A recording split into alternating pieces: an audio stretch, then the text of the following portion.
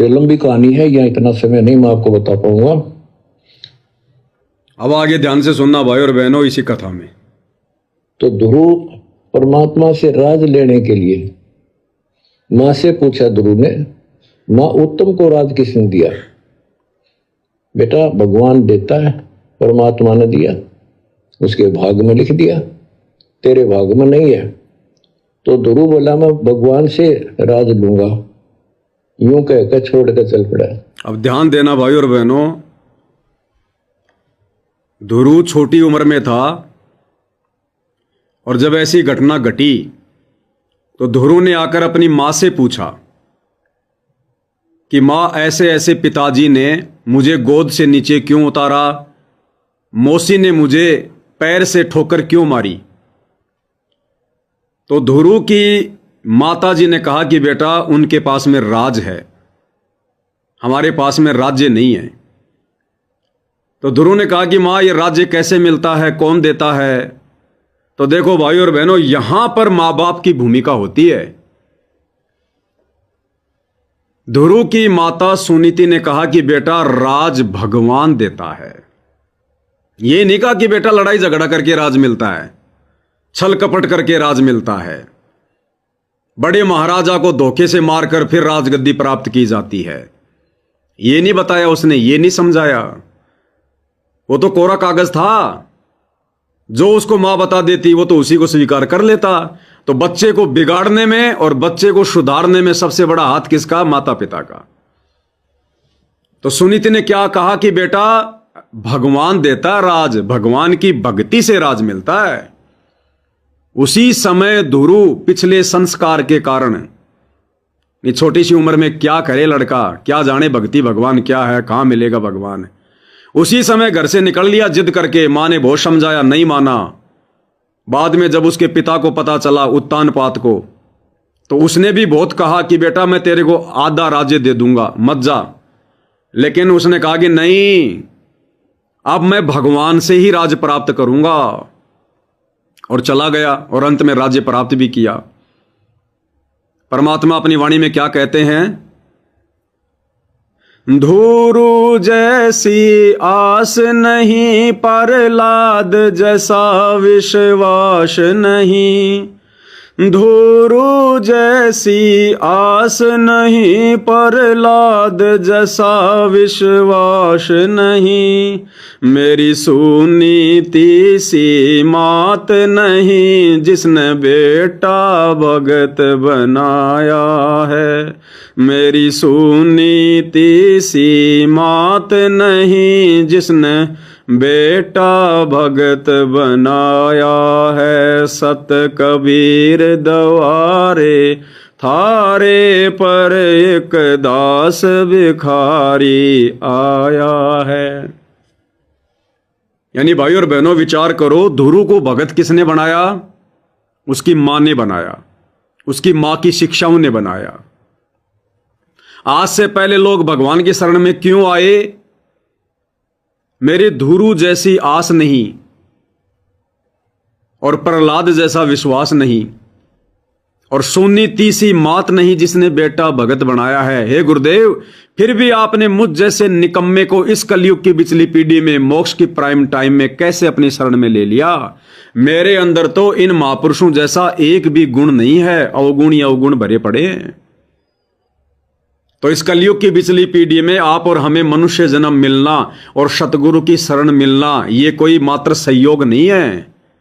ना जाने परमात्मा कहां कहां से काल के बंधन से छुड़वाकर, कौन कौन से ब्रह्मांड से, लोक से, पता नहीं कहां हम देवता बने बैठे थे, राजा बने बैठे थे। परमात्मा ने जबरदस्ती शरीर छुड़वा के इस मोक्ष के प्राइम टाइम में हमें यह मनुष्य शरीर दिया है।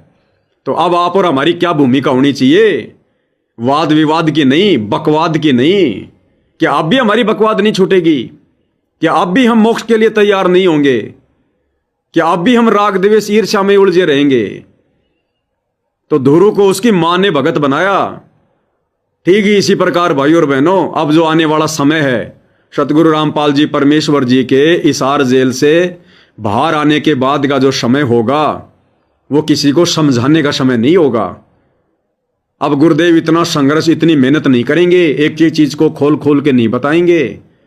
हजारों सत्संग कर दिए, सारे प्रमाण डीवीडी में, मेमोरी कार्ड में कैद कर दिए।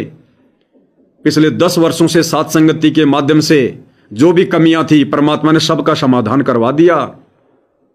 अब गुरुदेव भगवान यदि उनके सामने कोई लंबे लंबे बाल वाला आएगा तो पहले की तरह उसके बाल पकड़ के नहीं लाएंगे, उसको कुछ नहीं कहेंगे। भक्ति करनी है तो कर, बकवाद करनी है तो बकवाद कर। तो अब भाई और बहनों जिम्मेदारी बनती है आप और हमारी। तो अब हमने किसी भी प्रकार की गलती का मौका या कुछ भी कहने का मौका पूज्य गुरुदेव भगवान को नहीं देना है। और जिन भाई बहनों के बच्चे हैं,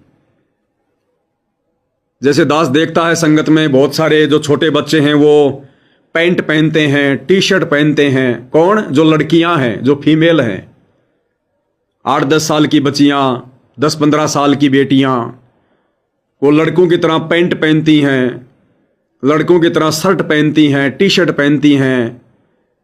तो गुरुदेव भगवान ने एक सत्संग में स्पष्ट कर रखा है कि ये जो समाज की व्यवस्था जो परमात्मा ने जो बनवा रखी है, अगर इस व्यवस्था के अनुसार चलोगे तो ठीक रहेगा, नहीं तो यहां का भी सिस्टम बिगड़ जाता है। औरतों को औरतों के कपड़े पहनने चाहिए, लड़कों को लड़कों वाले कपड़े ही पहनने चाहिए, अन्यथा यहां की व्यवस्था बिगड़ जाएगी। मन में पता नहीं क्या क्या गंदे विचार उत्पन्न होंगे। अब मान लीजिए किसी लड़के ने लड़की वाले कपड़े पहन रखे हैं, सलवार सूट पहन रखी है और आधा किलोमीटर दूर खड़ा है। अब कोई निकम्मी आत्मा उसको देखकर दूर से ही मन में दोष पैदा कर लेगा। उसको अकेला देखकर लड़की खड़ी है, पता नहीं क्या क्या विचार आएंगे मन में। और पास में जाके देखा तो पता चला ये तो भूरा दास है। तो कर्म तो फोड़ लिए हमने, ये भी पता चल गया कि ये लड़का है, लेकिन इतनी देर से उसके बारे में सोच सोच के उस पहनावे के कारण हमने तो कर्म फोड़ लिए। अभी दास किसी सेवा के चलते हरियाणा गया हुआ था, एक भगत भाई के घर पर 2 दिन रुका, वहां साथ संगति हुई मालिक की दया से। आसपास के कुछ भाई बहन भी आए हुए थे। तो वहां एक बहन आई और बहन के साथ में 3 उसकी लड़कियां, 1 उसका लड़का। तो 2 लड़की बहन की जो है वो तकरीबन 10 साल से ऊपर हैं, 10 से 15 के बीच में होंगी। और उन्होंने लड़कों जैसे कपड़े पहन रखे थे। अच्छा, एक तो मेरी समझ में आ गई कि ये लड़की है, क्योंकि उसका नयन नक्श बहन बेटी की तरह था। और जो दूसरी थी, अब उसको देख के तो मैं भी कंफ्यूज हो गया। एक तो पहना हुआ लड़कों जैसा, और ऊपर से परमात्मा ने उसका चेहरा भी ऐसा बना रखा लड़के जैसा। हालांकि सुंदर चेहरा था, लेकिन वो लड़के जैसा था, बाल वाल भी ऐसे कटवा रखे थे। तो शुरू में तो मैंने उसको भगत भाई समझ के सत्साहिब किया। बाद में जब हम लोग अंदर बैठे परमात्मा की महिमा में, और जब किसी ने कहा कि अरे भावना, तो फिर दास को एकदम से झटका लगा कि ये भाई है या भावना है। तो मैंने कहा कि बहन जी लड़का है या लड़का है, लड़की है? बोले भाई ये मेरी बेटी है। तो मैं को बहन जी अगर शक्ल से पहचान में नहीं आ रहा तो कम से कम इसका पहना हुआ तो लड़कियों जैसा लाओ। फिर दास ने काफी समझाया मालिक के ज्ञान आधार से, उन्होंने बात को स्वीकार किया। तो इस साथ संगति के माध्यम से भी जितने भी भगत भाई बहन हैं, उन सबसे दास की प्रार्थना है, विनती है, हमने परमात्मा के वचन में रह के चलना पड़ेगा। जो व्यवस्था परमात्मा ने यहां जो बना रखी है लड़कों के लिए, लड़कियों के लिए, हमने उस व्यवस्था में रह के चलना पड़ेगा, वरना यहां पर भी अशांति फैल जाएगी। तो माता पिता की यह जिम्मेदारी बनती है, किसी भी साथ संगति में जाओ, कहीं भी सत्संग में जाओ, तो अपने बच्चों को ढीले ढाले कपड़े, लड़का है तो लड़के वाले कपड़े, लड़की है तो लड़की वाले कपड़े, ढीले ढाले कपड़े पहना के लेके जाओ। पहचान बनी रहेगी, मन में किसी प्रकार का कोई दोष उत्पन्न नहीं होगा, जाने अनजाने में कोई गलती नहीं हो पाएगी। और कल को गुरुदेव भगवान आएंगे और उस समय यदि ये हरकत अगर दिखाई दी तो परमात्मा तो नाराज होंगे भाई। भले परमात्मा ना कहें कुछ भी, क्योंकि अब परमात्मा सिर में दर्द नहीं करेंगे, लेकिन परमात्मा देखकर दुखी तो होंगे ना कि देखो इतना ज्ञान देने के बाद भी इनको समझ में नहीं आ रही। तो भाई और बहनों, अब हमने थोड़ी सावधानी बरतनी है। हाँ, अपने घर पर चाहो तो जो बहन बेटियां हैं वो ढीले ढाले टी शर्ट वगैरह, लोअर वगैरह रात को सोते समय या अपने घर में अंदर रहते समय अपने घर में चाहे ढीला ढाला लोअर पहन लो, ढीली ढाली टी शर्ट पहन लो, कोई दिक्कत नहीं है। लेकिन घर से बाहर यदि आप दूध लेने के लिए भी जाते हो, घर का जो कचरा है यदि वो बाहर डालने के लिए जाते हो, तो आप उस लोअर में नहीं जा सकते, टी शर्ट में नहीं जा सकते। आपने वही ढीले ढाले वस्त्र पहन के जाने पड़ेंगे। अगर आप बहन बेटी हैं तो आपने बहन बेटी वाले ढीले ढाले कपड़े पहनकर ही जाने पड़ेंगे।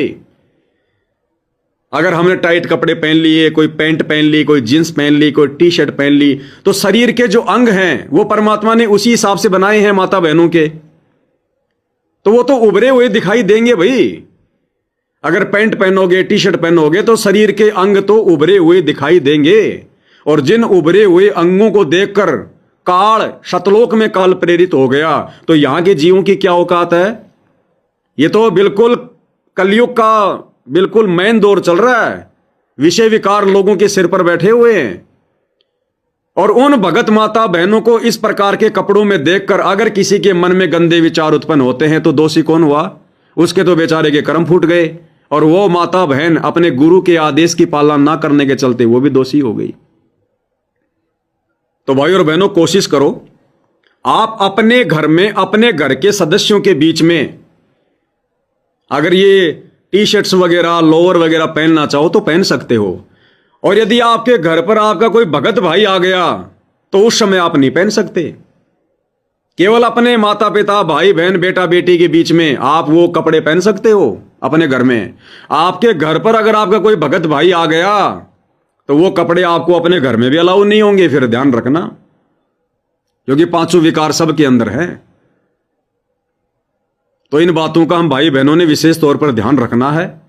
जिस प्रकार ध्रुव की माता सुनीति ने उसको भगत बनाया अच्छे संस्कार देकर, इसी प्रकार आप और हमारी भी जिम्मेदारी बनती है अपने बच्चों को भगत बनाने की, संस्कार देने की।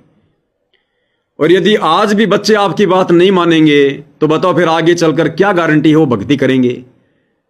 जो अपने माता पिता की आज्ञा में नहीं रह रहे, वो अपने गुरु की आज्ञा में रह के कैसे भक्ति कर लेंगे।